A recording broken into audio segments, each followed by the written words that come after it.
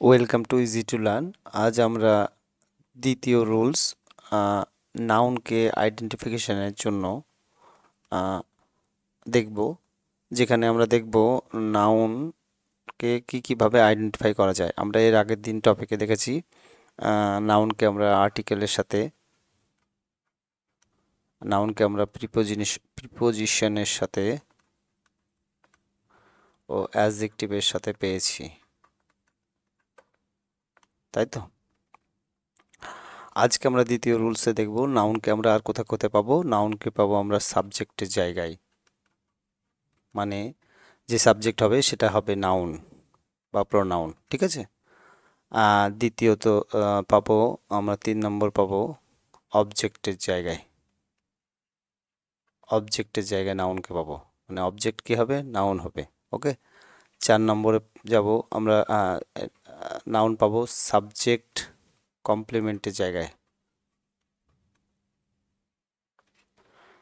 5 নম্বর আমরা পাবো নাউনকে অবজেক্ট কমপ্লিমেন্টের জায়গায়। সুতরাং আমাদেরকে এবার দেখতে হবে যে এগুলো কাকে বলে, মানে সাবজেক্ট কাকে বলে, অবজেক্ট কাকে বলে, এগুলো আমাদেরকে জানতে হবে। তো প্রথমে আমরা দেখব সাবজেক্ট কাকে বলে। সাবজেক্ট মানে কর্তা, বাংলা যেটা আমরা বলি কর্তা, বা যে কাজ করে। মানে একটা সেন্টেন্সে একটা কাজ থাকবে, অবশ্যই একটা সেন্টেন্সে একটা কাজ থাকবে, ঠিক আছে। সেই কাজটা কারো দ্বারা সংগঠিত হবে, যার দ্বারা সংগঠিত হবে, মানে এটা একটা কাজ, কাজটা একটা কারো দ্বারা সংগঠিত হবে, যার দ্বারা সংগঠিত হবে তাকে আমরা বলবো সাবজেক্ট, ঠিক আছে। তাকে আমরা বলবো সাবজেক্ট, এবং এই সাবজেক্ট কে হবে, এই সাবজেক্টটা হবে হয় নাউন না হলে প্রোনাউন। ক্লিয়ার? তো চলুন একটা এক্সাম্পল নিই। যেমন রাজু রাজু প্লেজ ফুটবল। সুতরাং এই প্লে মানে খেলা, খেলা করা, তাই তো। এইটা একটা কি ভার্ব। ভার্ব মানে যে শব্দের দ্বারা আমরা কোনো কাজ করা বোঝাই, মানে একটা সেন্টেন্সে একটা শব্দ থাকবে, সেই শব্দটা কোনো কাজকে ইন্ডিকেট করবে, ঠিক আছে, কোনো কাজ করাকে ইন্ডিকেট করবে, সেটাকে বলবো আমরা ভার্ব, ঠিক আছে। ভার্বের সম্পর্কে বিশদে আমরা যখন ভার্ব টপিকে যাব তখন বুঝবো। এখন এইটুকুই জানুন যে ভার্ব মানে একটা ওয়ার্ড, যে ওয়ার্ডটা মানে একটা কোনো কাজ বোঝাবে বা কাজের কথা বলবে, ঠিক আছে। যেমন এখানে বলছে রাজু প্লেজ, প্লে খেলা, খেলা করা। সুতরাং খেলা করা, ফুটবল নিয়ে খেলা করাটা হচ্ছে এখানে, সুতরাং কারো দ্বারা হচ্ছে, যার দ্বারা হচ্ছে সেটাই হচ্ছে আমাদের সাবজেক্ট, ঠিক আছে। রাজু খেলছে, সুতরাং রাজুই এখানে অ্যাকশনটাকে পারফর্ম করছে, তাই তো। রাজুর দ্বারা পারফর্ম হচ্ছে অ্যাকশনটা, খেলাটা কাজটা রাজুর দ্বারা হচ্ছে। তো এই ক্রিয়ার কাজটা যার দ্বারা হয় বা যে কাজটা করে তাকে আমরা বলবো কর্তা। ক্লিয়ার? তো এই কর্তাটা কি হবে, এই কর্তাটা হবে কে, এই কর্তাটা হবে নাউন বা প্রোনাউন। কখনো কখনো প্রোনাউন পাবো অনেক ক্ষেত্রে, যেমন বা হি দিয়ে যেগুলো বলবে, এরকম অনেক শব্দ আছে যেগুলো আমরা প্রোনাউন দিয়ে পাবো সাবজেক্ট জায়গায়, ঠিক আছে। সো সুতরাং সাবজেক্টগুলো কী হবে, নাউন হবে। দ্বিতীয় জানলাম কি যে আহ, এবার জানবো আমরা অবজেক্ট। তাহলে একটা সাবজেক্টের জায়গায় পেলাম, যেমন রাজেশ রাজেশ রিডস বুক। এই পড়া কাজটা রাজেশের দ্বারা হচ্ছে, সুতরাং রাজেশ সাবজেক্ট এবং রাজেশ একটা নাউন। ক্লিয়ার? এবার আমরা দেখব অবজেক্ট। অবজেক্ট কাকে বলবো?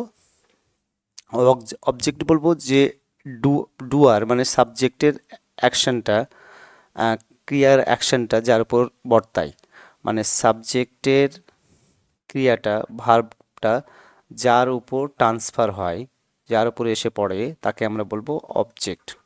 মানে ধরুন আই কিকড দ্য বল,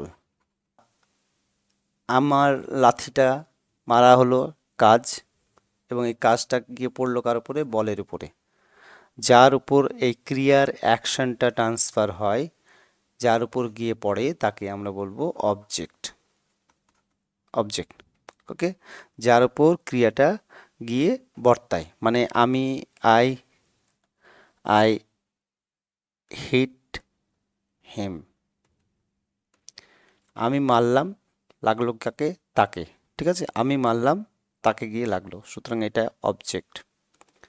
বা আমরা আবার অনেকে শিখেছি ছোট থেকেই যে ভার্বকে যদি হোয়াট বা হাউ দিয়ে প্রশ্ন করা যায় এবং যে উত্তর পাওয়া যায় তাকে আমরা অবজেক্ট বলি। ঠিক আছে, সো এখানে কি হলো, সাবজেক্টের অ্যাকশনটা যার উপর গিয়ে বর্তায় তাকে আমরা বলবো অবজেক্ট, এবং সেটাও কি হবে, সেটাও হবে নাউন।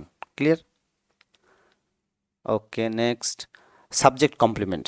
সাবজেক্ট কমপ্লিমেন্ট মানে হচ্ছে যে যেখানে ক্রিয়াটা ভার্বের ক্রিয়াটা যেখানে ট্রান্সফার হবে না, ঠিক আছে, মানে অন্য কারোর উপর ট্রান্সফার হবে না, এখানে যে শব্দগুলো থাকবে সেই শব্দগুলো অ্যাকচুয়ালি সাবজেক্ট সম্পর্কেই অতিরিক্ত আমাদেরকে ধারণা দেবে। ঠিক আছে, সাবজেক্টকে পরিপূর্ণ করবে। কমপ্লিমেন্ট মানে কি? পরিপূর্ণ করা। ঠিক আছে, সাবজেক্টকে পরিপূর্ণ করবে। তাহলে এখানে ধরি যেমন he is a good boy. Good boy. So এখানে একটা আমরা ভার্ব পাচ্ছি, কিন্তু এই ভার্বের মাধ্যমে কোনো অ্যাকশন ট্রান্সফার হচ্ছে না অন্য কোথাও। এখানে যেটুকুই বলা হচ্ছে পুরোটাই এই হিটাকেই বলা হচ্ছে। যেমন সে হয় এ গুড বয়। এই গুড বয়টা কে? অন্য কেউ নয়, এই গুড বয়টা হি। সুতরাং এই হি এটা এই সাবজেক্টের এটা কি? পরিপূরক। পরিপূরক, একে আমরা বলবো সাবজেক্ট কমপ্লিমেন্ট। এরকম সেন্টেন্সে যেখানে সাবজেক্টকেই পরিপূর্ণ করবে, অন্য কারো কথা বলবে না, বা যেখানে অ্যাকশনটা ট্রান্সফার হবে না, অ্যাকশনটা ট্রান্সফার হবে না, ট্রান্সফার হবে না। ঠিক আছে, অ্যাকশন ট্রান্সফার হবে না, সেখানে আমরা অবজেক্ট পাবো না, সেখানে আমরা পাবো সাবজেক্ট কমপ্লিমেন্ট। এবং এই সাবজেক্ট কমপ্লিমেন্টও কি হবে? নাউন হবে। ক্লিয়ার? ওকে, নেক্সট আমরা যাব অবজেক্ট কমপ্লিমেন্ট। তাহলে অবজেক্ট কমপ্লিমেন্ট কি? যে অবজেক্ট আমরা পেলাম কি? যে ভার্বের অ্যাকশন যে যার উপর ট্রান্সফার হয় তাকে আমরা অবজেক্ট বলি। এবং এই অবজেক্ট সম্পর্কে, কমপ্লিমেন্ট মানে আমরা জানলাম যে এখানে পরিপূরক, সুতরাং এই অবজেক্ট সম্পর্কে আরও কিছু এক্সট্রা ইনফরমেশন আমাদেরকে প্রদান করবে, তাই না? এক্সট্রা ইনফরমেশন আমাদেরকে দেবে, সুতরাং বা পরিপূর্ণ করবে অবজেক্টটাকে, তাকে আমরা বলবো অবজেক্ট কমপ্লিমেন্ট। ক্লিয়ার? চলুন আমরা এক্সাম্পল থেকে দেখে নিই, তাহলে বুঝতে সুবিধা হবে। আমরা প্রথম এক্সাম্পলটা দেখব, কিরণ হেল্পড রাজু।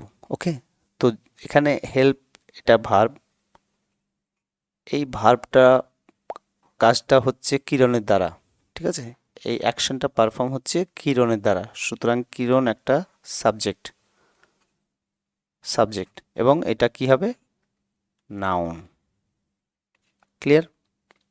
এবং এই ভার্বের অ্যাকশনটা ট্রান্সফার হচ্ছে কি? হ্যাঁ হচ্ছে, যে তার সহযোগিতারা বর্তাচ্ছে রাজুর উপরে গিয়ে, সুতরাং এখানে তার অ্যাকশন ট্রান্সফার হচ্ছে টু রাজু, তাই না? রাজুর প্রতি। তাহলে এখানে রাজু কি? রাজু হচ্ছে অবজেক্ট। সো অবজেক্টও কি হবে? নাউন হবে, সুতরাং এটাও নাউন। আমরা পরেরটা দেখি, তুহিন বিকেম আ টিচার। এখানেও একটা ভার্ব পাচ্ছি, সুতরাং আমরা এবার দেখে নেব যে এখানে অ্যাকশন ট্রান্সফার হচ্ছে কিনা। তুহিন বিকেম আ টিচার, তুহিনের বিকেম হওয়া টিচারের এইখানে কোনো অ্যাকশন অ্যাকচুয়ালি কি ট্রান্সফার হচ্ছে না, সুতরাং এই টিচার হওয়াটা অন্য কেউ হয়নি, তুহিনই হয়েছে, সাবজেক্টই হয়েছে, সুতরাং এটা আমরা বলবো কি? Subject complement. সুতরাং এই সাবজেক্ট কমপ্লিমেন্টটা কি হবে? নাউন হবে, তাই তো? ওকে, তাহলে এটাও নাউন, এটাও নাউন, এটাও নাউন। অবজেক্টও নাউন হলো, সাবজেক্ট কমপ্লিমেন্টও নাউন হলো। পরেরটা দেখি, সাথী ইজ আ গুড গার্ল। এখানে একটা ভার্ব পেলাম, ভার্ব কোনো অ্যাকশন ট্রান্সফার করছে না, সুতরাং এটা অন্যরকম ভার্ব নিশ্চয়ই। তাহলে এখানে এই এক্সট্রা একটা ইনফরমেশন দিচ্ছে, এবং সেটা কাকে দিচ্ছে? কার সম্পর্কে? সাবজেক্টের সম্পর্কে, সুতরাং এটাও কি? সাবজেক্ট কমপ্লিমেন্ট, তাই তো? সুতরাং এটাও কি নাউন। পরের সেন্টেন্সে the committee elected him the president. এখানে কমিটি ভার্ব সংগঠিত হচ্ছে কমিটির দ্বারা, ইলেক্টেড করা, ঠিক আছে? এবং ইলেক্টেড করা এই এখানেকার অ্যাকশনটা বর্তাচ্ছে গিয়ে হিমের উপরে। হিমকে ইলেক্ট করেছে, সুতরাং হিম হচ্ছে আমাদের অবজেক্ট এবং এটা নাউন। এবং তারপরে কিছু ওয়ার্ড বলছে দ্য প্রেসিডেন্ট সম্পর্কে অতিরিক্ত ধারণা দিচ্ছে হিমের সম্পর্কে, তাই না?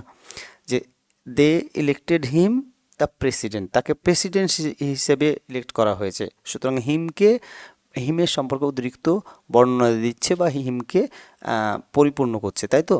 তাহলে এখানে কি হলো, অবজেক্টকে পরিপূর্ণ করছে, সুতরাং অবজেক্ট কমপ্লিমেন্ট এটা।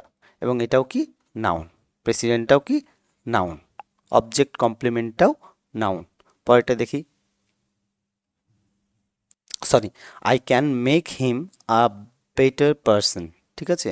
এখানে কি, এখানে মেক ভার্ব, এই ভার্বের অ্যাকশনটা তার উপর গিয়ে বর্তাচ্ছে, তাই না? আমি তাকে ভালো করতে পারি, তাই না? ভালো পার্সন করতে পারি, সুতরাং এখানে যে অ্যাকশন করার কাজটা এরপর বর্তাচ্ছে গিয়ে হিমের উপরে, সুতরাং হিম আমাদের অবজেক্ট। এবং হিমকে কি করা হচ্ছে, আ বেটার পারসন।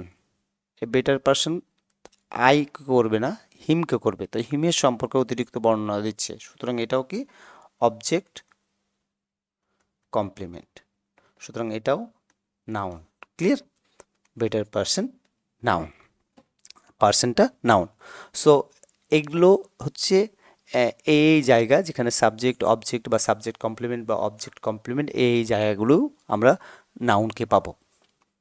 এবং এটা আমাদের সেন্টেন্সের স্ট্রাকচার বুঝতে এবং পড়ার ক্ষেত্রে অনেকটা হেল্পফুল হবে, যে আমরা কি সাবজেক্টের জায়গায় নাউনকে পাচ্ছি আমরা জানি।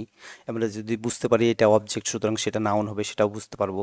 আমরা যদি বুঝতে পারি এটা সাবজেক্ট কমপ্লিমেন্ট এবং বুঝতে পারবো যে তাহলে এটা নাউন। এটা যদি বুঝতে পারি এটা অবজেক্ট কমপ্লিমেন্ট, তাহলে বুঝতে পারবো এটাও নাউন। সো এগুলো আমাদের নাউন আইডেন্টিফিকেশনের ক্ষেত্রে আমার অনেক হেল্প